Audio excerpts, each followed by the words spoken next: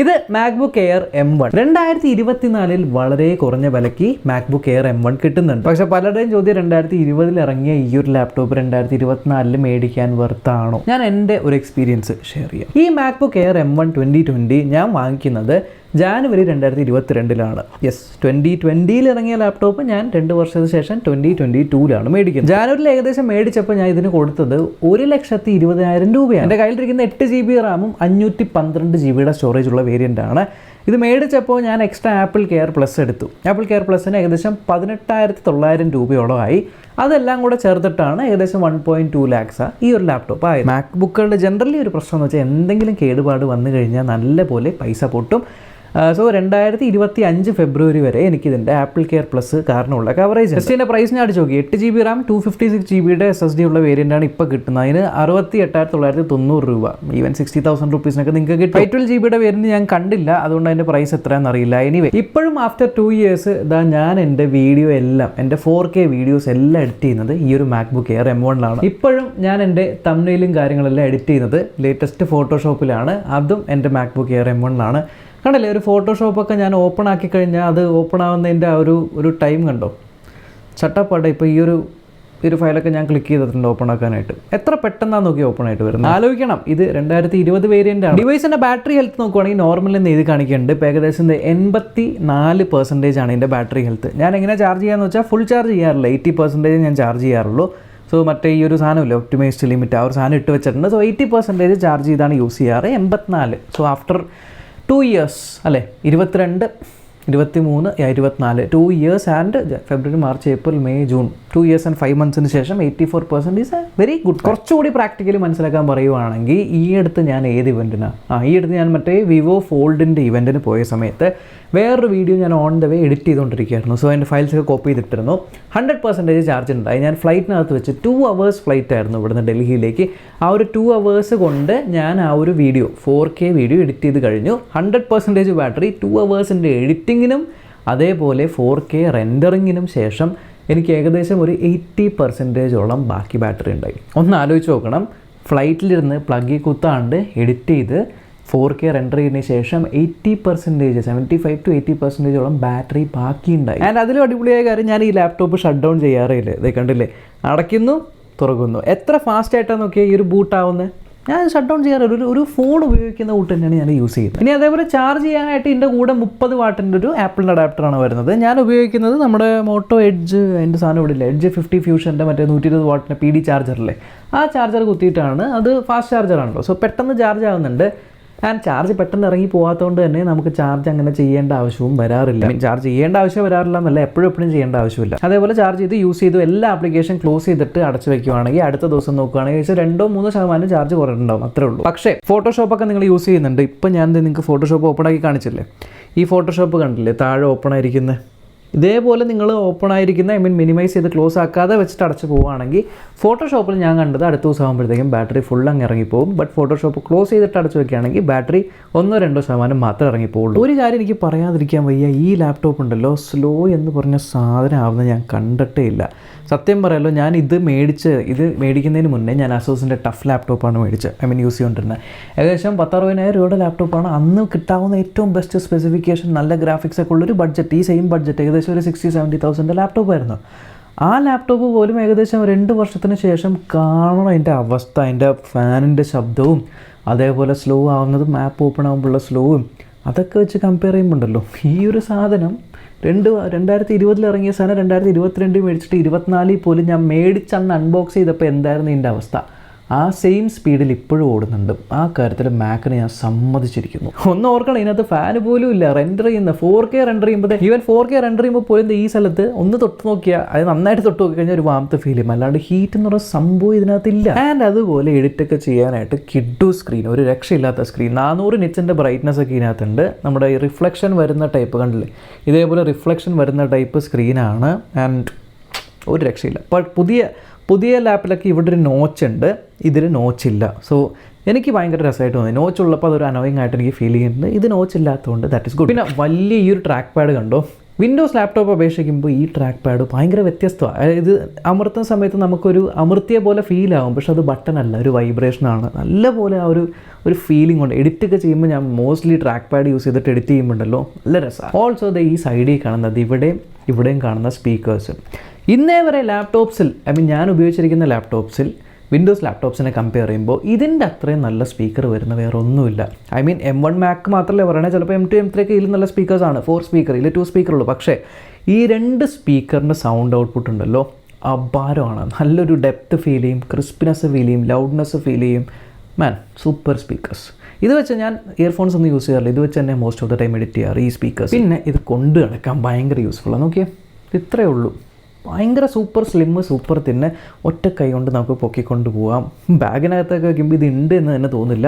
ഭയങ്കര ഒരു slim form factor ആയതുകൊണ്ട് കൊണ്ട് കിടക്കാൻ എളുപ്പമാണ്. സ്ലിം ആയതിൻ്റെ വേറൊരു ബുദ്ധിമുട്ട് ഇതിനകത്ത് പോർട്ട് കുറവാണ്. അതേ കണ്ടില്ല, ഇവിടെ 2 USB Type-C പോർട്ട് ഉണ്ട്, ഇവിടെ 3.5mm ഹെഡ്ഫോൺ ജാക്ക് ഉണ്ട്. ഇത് മാത്രമേ ഉള്ളൂ.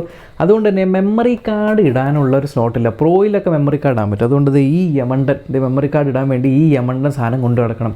ഏകദേശം 10,000 രൂപ കൊടുത്ത് മേടിച്ചാണ് ബെൽക്കിൻ്റെ ആ ഒരു USB അഡാപ്റ്റർ. ഇതിൻ്റെ കൂടെ കൊണ്ട് കിടക്കുന്നുണ്ട്. ഇതിന് ചെറിയത് കിട്ടും, പക്ഷേ ഈ ബാക്കി പോർട്ടുകളൊന്നും അതിലുണ്ടാവില്ല. അതുകൊണ്ട് ഇത് ഞാൻ അന്നേരം മേടിച്ചതാണ്. ഇതും കൊണ്ട് നടക്കേണ്ടി വരും. സോ മെമ്മറി കാർഡ് ആ ഒരു ഡോങ്കിൾ ഇല്ല എങ്കിൽ 2 പോർട്ടേ ഉള്ളൂ. നോർമൽ USB പോർട്ട് ഇല്ല. ഇതിൽ എനിക്ക് തോന്നിയ ഒരു കാര്യം എന്ന് വെച്ചാൽ 8 GB റാം ഒരു പോരായ്മയായിട്ട് ഇടയ്ക്ക് തോന്നാറുണ്ട്. അതായത് ഇപ്പോൾ നോർമലി ഞാൻ പണ്ട് വിൻഡോസ് ലാപ്ടോപ്പ് യൂസ് ചെയ്യുമ്പോൾ പ്രീമിയർ പ്രോയിൽ എഡിറ്റ് ചെയ്തിട്ട് റെൻഡർ ചെയ്യാൻ ഇടുന്ന സമയത്ത് എനിക്ക് വേറെ ഒന്നും യൂസ് ചെയ്യാൻ പറ്റില്ല. അതിൻ്റെ ഫാനൊക്കെ കറങ്ങുന്ന കേട്ട് കഴിഞ്ഞാൽ ഇപ്പോൾ ലാപ്ടോപ്പ് ഹെലികോപ്റ്ററിൽ പറന്നു എന്ന് തോന്നുന്ന രീതിയിലായിരിക്കും. ആൻഡ് ഫോട്ടോഷോപ്പൊക്കെ ആ സമയത്ത് ഓപ്പൺ ചെയ്യേണ്ട കാര്യമേ ആലോചിക്കേണ്ട. പക്ഷേ ഇതിനകത്ത് അങ്ങനെയല്ല. ഫൈനൽ കട്ട് പ്രോയിൽ ഞാൻ എഡിറ്റ് ചെയ്ത് റെൻഡർ ചെയ്യാൻ ഇടുമ്പോൾ ബാക്ക് സൈഡിൽ ഞാൻ ഫോട്ടോഷോപ്പിൽ അടുത്ത തംബ്നെയിൽ എഡിറ്റ് ചെയ്യുന്നുണ്ടാവും. പക്ഷേ ഞാൻ ശ്രദ്ധിച്ചൊരു കാര്യമുണ്ടല്ലോ, അതിപ്പോൾ കാണിച്ചു തരാൻ പറ്റുമോ നോക്കട്ടെ. ഇപ്പോൾ കണ്ടില്ലേ, ഇപ്പോൾ 119 GB ആണ് ഫ്രീ സ്പേസ് കാണുന്നത്. ഇവിടെ ഞാൻ ഫോട്ടോഷോപ്പ് താഴെ ഓപ്പൺ ആക്കി വെച്ചിട്ടുണ്ട്. ഓക്കെ, എന്നിട്ട് ഇപ്പം ഞാൻ ഫോട്ടോഷോപ്പ് ഡബിൾ ക്ലിക്ക് ചെയ്ത് ക്വിറ്റ് അടിക്കുവാണ് കേട്ടോ. ക്വിറ്റ് അടിച്ച് കഴിഞ്ഞാൽ ഈ ഫോട്ടോഷോപ്പ് ക്ലോസ് ആയതിനു ശേഷം ഉണ്ടല്ലോ, ഇപ്പോൾ നോക്കിയേ 123 GB ഫ്രീ ഉണ്ട്. ബേസിക്കലി എന്താ സംഭവം എന്ന് വെച്ചാൽ ഞാൻ ഓൾറെഡി മൾട്ടിപ്പിൾ ആപ്ലിക്കേഷൻസ് ഓപ്പൺ ആക്കി വെച്ചിരിക്കുന്നതുകൊണ്ട് ഇതിനകത്ത് 8 GB റാം ഉള്ളൂ. ആ 8 GB ഫുൾ കൺസ്യൂം ആവും. പക്ഷേ ഇതിനകത്തുള്ള SSD NVMe ആണ്, ഭയങ്കര ഫാസ്റ്റ് ആയിട്ടുള്ള SSD ആണെന്നുള്ളതുകൊണ്ട് SSDയിലുള്ള സ്റ്റോറേജ് സ്പേസിനെ റാമായിട്ട് എടുക്കും. യെസ്, നമ്മുടെ ഫോണിൽ കാണുന്ന പോലെ ഗിമിക്കായിട്ടുള്ള എക്സ്റ്റെൻഡഡ് റാം അല്ല, ആക്ച്വൽ എക്സ്റ്റെൻഡഡ് റാം. അത് ശരിക്കും നമുക്കത് കാണുന്നുണ്ട്. ഇപ്പോൾ കാണിച്ചു തന്നില്ല, ഇതേപോലെ യൂസ്ഫുൾ ആവും. അതുകൊണ്ട് തന്നെ 8 GB എനിക്ക് ഒരിക്കലും ഒരു കുറവായിട്ട് തോന്നിയിട്ടില്ല. നല്ലപോലെ മാക്ക് മാനേജ് ചെയ്യുന്നുണ്ട്. ബട്ട് 16 GB റാം ഉണ്ടായെങ്കിൽ അതിലും അടിപൊളിയായതിന് ഈ ഒരു സ്റ്റോറേജ് യൂസ് ചെയ്യേണ്ട ആവശ്യം വരാറില്ല. ആൻഡ് സ്റ്റോറേജ് 512 GB ആണ്. ഇപ്പോൾ ഞാൻ കുറേ ക്ലിയർ ചെയ്താൽ, എന്നാലും ഭയങ്കരമായിട്ട് ഈ നമ്മുടെ 4K വീഡിയോ ഫയൽസൊക്കെ ക്ലട്ടർ ആകുമ്പോൾ കുറേ വീഡിയോസൊക്കെ ഉള്ളപ്പോൾ ബാക്കി 2 GB 3 GB സ്പേസ് ഒക്കെ ഉണ്ടാവുള്ളൂ. ആ സമയത്തൊക്കെ ഞാൻ ഫോട്ടോഷോപ്പ് ഓപ്പൺ ആക്കാൻ നോക്കിക്കഴിഞ്ഞാൽ സ്ക്രാച്ച് ഡിസ്ക് ഈസ് ഫുൾ എന്ന് പറഞ്ഞ് വരും. അപ്പോൾ അങ്ങനത്തെ പ്രശ്നം ഉള്ളതുകൊണ്ടാണ് ഞാൻ പറയുന്നത് 16 GB റാം കിട്ടുവാണെങ്കിൽ that will be better. But അല്ലാത്ത നോർമൽ ടാസ്കുകൾക്കൊക്കെ 8 GB RAM is more than enough. App open ആക്കാനൊന്നും ഒരു ലാഗുമില്ല. ഏകദേശം 15-20 ക്രോം ടാബുകൾ, സഫാരി ടാബുകളൊക്കെ ഞാൻ ഓപ്പൺ ആക്കി വെക്കാറുണ്ട്. ഓരോ പ്രാവശ്യം എഡിറ്റ് ചെയ്യുമ്പോൾ ഈ ഇമേജ് ആ ഇമേജ് അവിടെ നിന്ന് ഇവിടെ നിന്നൊക്കെ എടുക്കാനായിട്ട് പുല്ലുപോലെ ഹാൻഡിൽ ചെയ്യും. സ്മൂത്താണ്, ബട്ടർ സ്മൂത്ത്. എന്താ പറയുക, 60 Hz സ്ക്രീനാണെങ്കിൽ ഇത്രയും സ്മൂത്ത്നെസ് ഇത്രയും വർഷത്തിന് ശേഷം ഞാൻ ഫീൽ ചെയ്യുന്ന എനിക്ക് ഞാൻ പ്രതീക്ഷിച്ചു പോലും. എക്സൽ, പവർ പോയിൻറ്റ്, എക്സൽ പവർ പോയിൻറ്റും കാര്യങ്ങളൊക്കെ ക്രാക്ക് ഇൻസ്റ്റാൾ ചെയ്യാനായിട്ട് പറ്റില്ല. ഒഫീഷ്യൽ തന്നെ ഇൻസ്റ്റാൾ ചെയ്യണം. അങ്ങനത്തെ കുറച്ച് ബുദ്ധിമുട്ടുണ്ട്. ക്രാക്ക് ഇൻസ്റ്റാൾ ചെയ്യാനേ പറ്റില്ല എന്നാണെന്ന് വെച്ചാൽ അല്ല, ക്രാക്ക് ഇൻസ്റ്റാളൊക്കെ ചെയ്യാം. പക്ഷേ കുറേയധികം സെക്യൂരിറ്റി കാര്യങ്ങളൊക്കെ കോംപ്രമൈസ് ചെയ്താലേ ക്രാക്ക് ഇൻസ്റ്റാൾ ചെയ്യാൻ പറ്റുള്ളൂ. കുറച്ച് ഡിഫിക്കൽട്ട് ടാസ്ക്കാണ്. കറക്റ്റ് ഫയൽ M1 ചിപ്പിനെ സപ്പോർട്ട് ചെയ്യുന്ന ഫയലൊക്കെ കിട്ടാൻ പാടായിരിക്കും. അങ്ങനെ കിട്ടിക്കഴിഞ്ഞാൽ തന്നെ നമ്മുടെ പുറകെ കൂടെ, അതായത് നമ്മൾ ഇതിൻ്റെ സെക്യൂരിറ്റീസ് എല്ലാം നമ്മൾ പറ്റില്ല ഡിനേ കൊടുത്തു കഴിഞ്ഞാൽ മാത്രമേ വർക്ക് ചെയ്യുള്ളൂ. Which means you are compromising. Main കാര്യം സെക്യൂരിറ്റിയാണ്. അതിനെ കോംപ്രമൈസ് ചെയ്ത് ക്രാക്ക് യൂസ് ചെയ്യേണ്ടി വരും. അതിലും ബെറ്റർ ഐ ഡോണ്ട് ഫീൽ. ഇപ്പോൾ എക്സലിനൊക്കെ പകരം നമ്പേഴ്സ് എന്ന് ഇതിനകത്തുണ്ട്, അല്ലെങ്കിൽ ലൈബ്രറി ഓഫീസ് ഡൗൺലോഡ് ചെയ്ത് ഇൻസ്റ്റാൾ ചെയ്ത് യൂസ് ചെയ്യാൻ. ഇപ്പോൾ ഇതിനകത്ത് കിടക്കുന്ന macOS എന്ന് പറയുന്നത് macOS വെഞ്ചൂറയാണ്. macOS വെഞ്ചൂറ 13.5.2. അതിന് ശേഷം ഞാൻ അപ്ഡേറ്റ് ചെയ്തിട്ടില്ല. ചെയ്യാത്തതിൻ്റെ കാരണം സ്പേസ് ഉണ്ടായില്ല എന്നാണ്. ഇപ്പോൾ macOS സോണോമ, എന്തൊക്കെ പേരല്ലേ, സോണോമ 7 GB വന്ന് കിടപ്പുണ്ട്. അത് ചെയ്തിട്ടില്ല, അത് വരും. ആൻഡ് ഇപ്പോൾ ലേറ്റസ്റ്റ് ആയിട്ട് വന്നിരിക്കുന്ന മക്കാവോ, ആ സാധനവും വരും ഇതിനകത്ത്. അതൊന്നും പ്രശ്നമൊന്നുമില്ല. So editing, Photoshop, D task, എന്തിന് കോഡിങ്ങിന് വരെ ഇത് ബെസ്റ്റാണ്. ഞാൻ പറയാമല്ലോ, ഈ പ്രൈസിന് നിങ്ങളൊരു വിൻഡോസ് ലാപ്ടോപ്പ് മേടിക്കുകയാണെങ്കിൽ, ഞാനിപ്പോൾ ഈ കഴിഞ്ഞൊരു മെയിൻ ചാനലൊരു വീഡിയോ ചെയ്തില്ല, IdeaPad Slim-i. നല്ല ലാപ്ടോപ്പാണ് ആ ഒരു പ്രൈസിന്, നല്ല ബഡ്ജറ്റ് പ്രൈസ് പോയിൻ്റ്. ആ ഒരു പ്രൈസിന് കിട്ടാൻ നല്ല സ്പെസിഫിക്കേഷൻ ഉണ്ട്, എല്ലാം കൊള്ളാം. എന്നാലും ആ ലാപ്ടോപ്പ് യൂസ് ചെയ്യുമ്പോൾ, അത് കഴിഞ്ഞിട്ട് ഈ ലാപ്ടോപ്പ് യൂസ് ചെയ്യുമ്പോൾ, ഇത് യൂസ് ചെയ്ത് ഇത്രയും കംഫർട്ടബിൾ ആയതുകൊണ്ട് അതിലെന്തോ ഒരു മിസ്സിങ് ഉണ്ട്. അതായത് ആ ഒരു ആനിമേഷൻസിൽ അല്ലെങ്കിൽ സ്മൂത്ത്നെസ്സിൽ എന്തെങ്കിലും ഒരു മിസ്സിങ് ഫീൽ ചെയ്യുന്നുണ്ട്. ആ ഒരു മിസ്സിങ് ശരിക്കും മാക്ക് മാത്രം യൂസ് ചെയ്തിട്ട് വിൻഡോസ് യൂസ് ചെയ്യുന്ന സമയത്ത് ഫീൽ ചെയ്യും. ഇനിഷ്യലി മാക്കിൽ നിന്ന് വിൻഡോസിലേക്ക് മാറാനായിട്ട് പാടാണ്, കുറേ കാര്യങ്ങൾ നിങ്ങളെ ഫ്രസ്ട്രേറ്റ് ചെയ്യും. ബട്ട് വൺസ് നിങ്ങൾ മാക്കുമായിട്ട് അഡാപ്റ്റ് ആയി കഴിഞ്ഞാൽ വിൻഡോസ് യൂസ് ചെയ്യുന്ന സമയത്ത് പലപ്പോഴും പല ഫീച്ചേഴ്സും അല്ലെങ്കിൽ ആ ഒരു യൂസർ എക്സ്പീരിയൻസ് മിസ് ചെയ്യും. എൻ്റെ ഒരു എക്സ്പീരിയൻസ് ഈ സെയിം പ്രൈസ് പോയിന്റിൽ ഏത് വിൻഡോസ് ലാപ്ടോപ്പ് മേടിച്ചാലും ഇതിൻ്റെ അത്രയും ബാറ്ററി ലൈഫ് ഒരു കുന്നത്തിനും കിട്ടില്ല. കണ്ടിന്യൂസ് യൂസ് ചെയ്യുകയാണെങ്കിൽ 10-14 മണിക്കൂർ നിൽക്കും. അല്ലെങ്കിൽ നിങ്ങൾക്ക് 2-3 ദിവസം ഒരിക്കൽ മാത്രം ചാർജ് ചെയ്യേണ്ട ആവശ്യമേ വരുള്ളൂ. വേറൊരു കാര്യം ഞാൻ പറയാം. ഇപ്പോൾ നിങ്ങൾ വെബ്സൈറ്റിൽ പോയിട്ട് കമ്പയർ ചെയ്യുവാണെങ്കിൽ എവിടെയതേ ഒഫീഷ്യൽ നമ്മുടെ MacBook air, okay, MacBook air M1 13 ഇഞ്ചാണ്. 13 ഇഞ്ചിൻ്റെ M1, 13 ഇഞ്ചിൻ്റെ M2, 13 ഇഞ്ചിൻ്റെ M3 ഇത് മൂന്നും കമ്പയർ ചെയ്യുവാണെങ്കിൽ ഫസ്റ്റ് ഈ നോച്ചില്ല എന്നുള്ള കാര്യം. പിന്നെ രണ്ടാമത്തെ കാര്യം എന്ന് വെച്ചാൽ ഇതിനകത്ത് 7 കോറ് GPU ഉള്ളൂ, ബാക്കിയുള്ളതിൽ 10 കോറ് GPU ഉണ്ട്. പക്ഷേ ഇറ്റ് ഡസൻറ്റ് മേക്ക് സെൻസ്. ഇപ്പോൾ 4K നിങ്ങൾ വീഡിയോ എഡിറ്റ് ചെയ്യുവാണെങ്കിൽ ശരിയാണ്, 7 കോറിൽ സപ്പോസ് റെൻഡർ ചെയ്യാനായിട്ട് എടുക്കുന്നതിനേക്കാളും 10 കോറിൽ ചിലപ്പോൾ 2 മിനിറ്റോ അല്ലെങ്കിൽ 1 മിനിറ്റോ 2 മിനിറ്റോ പെട്ടെന്ന് അതാവുമായിരിക്കും. ബട്ട് അത് കാര്യമായിട്ട് ഇതിനകത്ത് ഗെയിമിംഗ് ഒന്നും നിങ്ങൾക്ക് ചെയ്യാൻ പറ്റില്ല. ഐ മീൻ ഗെയിംസ് അങ്ങനെ കാര്യമൊന്നും ഗെയിമിംഗ് ഒന്നും ചെയ്യാത്തതുകൊണ്ട് doesn't make any sense unless നിങ്ങൾ പ്രൊഡക്ടിവിറ്റി അല്ലെങ്കിൽ അത്രയും നല്ല എഡിറ്റിംഗ് അല്ലെങ്കിൽ കുറേ മോണിറ്റേഴ്സ് മൾട്ടിപ്പിൾ മോണിറ്റേഴ്സ് കണക്ട് ചെയ്ത് അങ്ങനെയൊക്കെ മൾട്ടി ടാസ്കിംഗ് ഒക്കെ ചെയ്യണമെന്നുണ്ടെങ്കിൽ മാത്രം മേ ബി GPUവിൻ്റെ കോർ കൂടുതൽ വുഡ് ഹെൽപ്പ്.